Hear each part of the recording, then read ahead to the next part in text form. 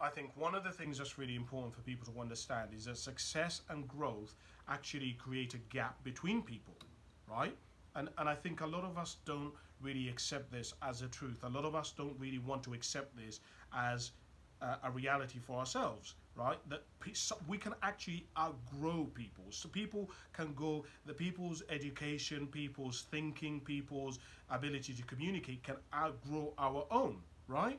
We know that one of the things that can happen in a relationship is that if one is, I was looking at some data which it was around something called mate switching. Basically, why women switch, and I was learning about hypergamy and how all of that works.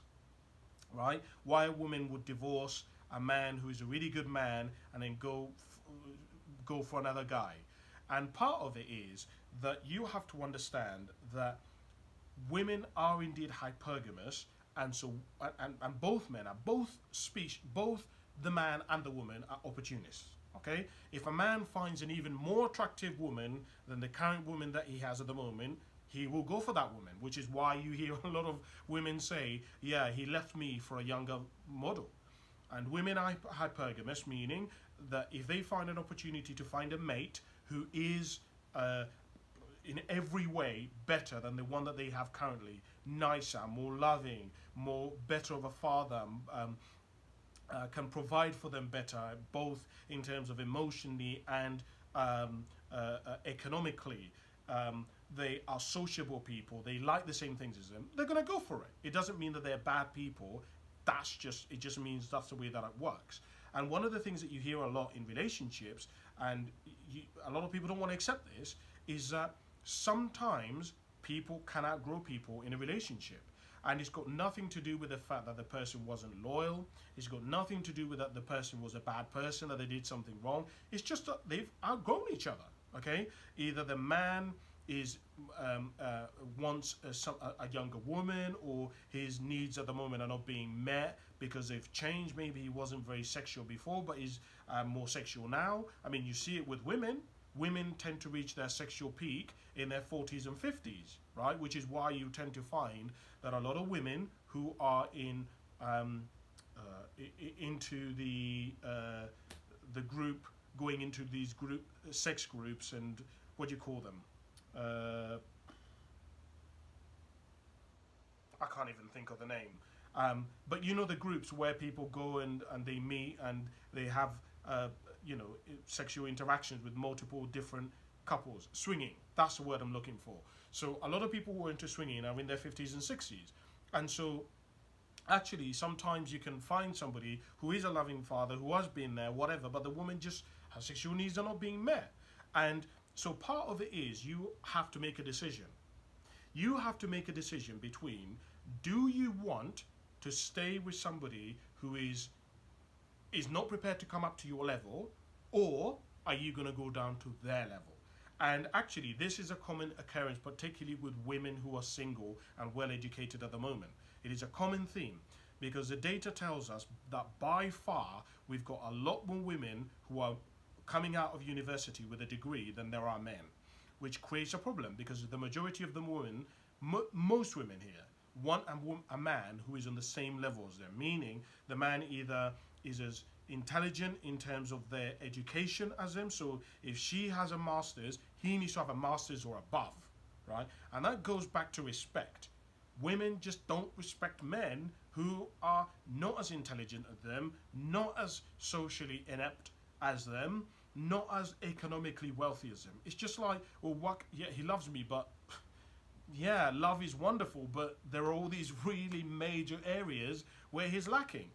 This is why I say to people all the time, particularly men, I say to men, you have to be really, really careful as a man, because men, when they get married, make a major mistake, which is that they settle because they think, aha, I've married her, now I've got her, right? I've won the prize. I've hit the jackpot. But no, women don't think like that. Women think, aha, we've got married, now he's going to step it up. Now he's going to take, I've finally given him what, I've finally locked him down. Now he's going to take us to another level. I'm guaranteed security now.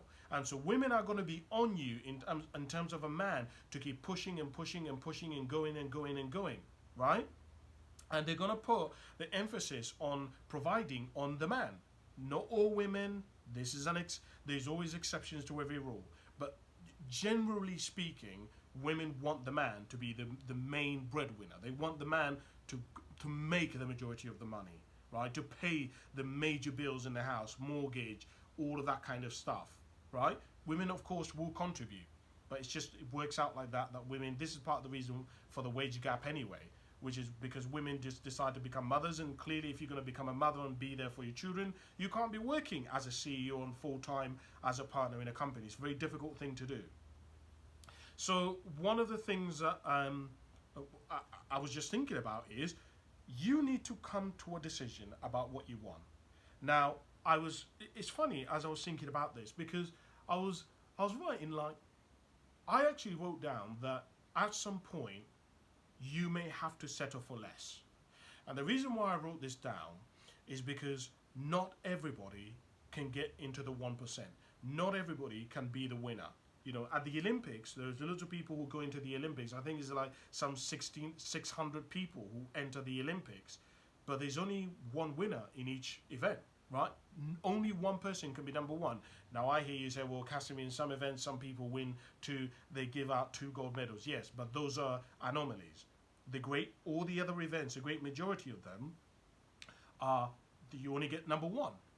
And so not everybody can be a winner. Not everybody can be a high performer. Not everybody can be part of the 1% or the 10%. So somebody has to be average, right? We say that the average because the average is the majority, right?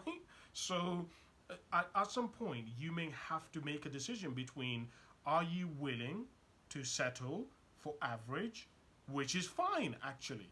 It's fine, and it's something that I've had to get myself around, because obviously, before I was like, why would anybody want to be average? That's a terrible place to be. But actually, average is safe.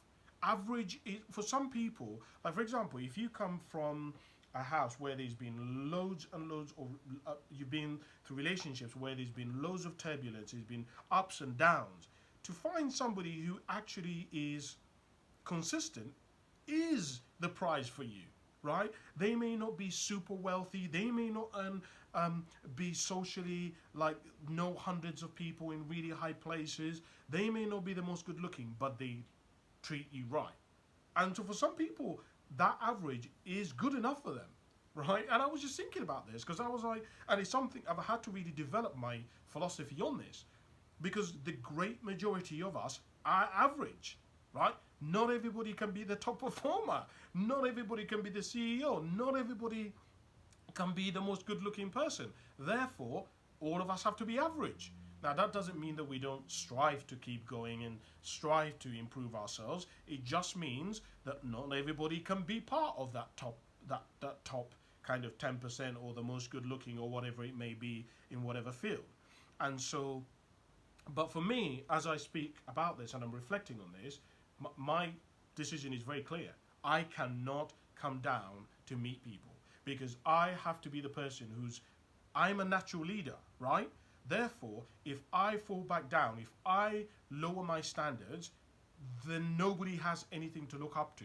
Nobody has anyone to go and do the things that nobody wants to do first, right?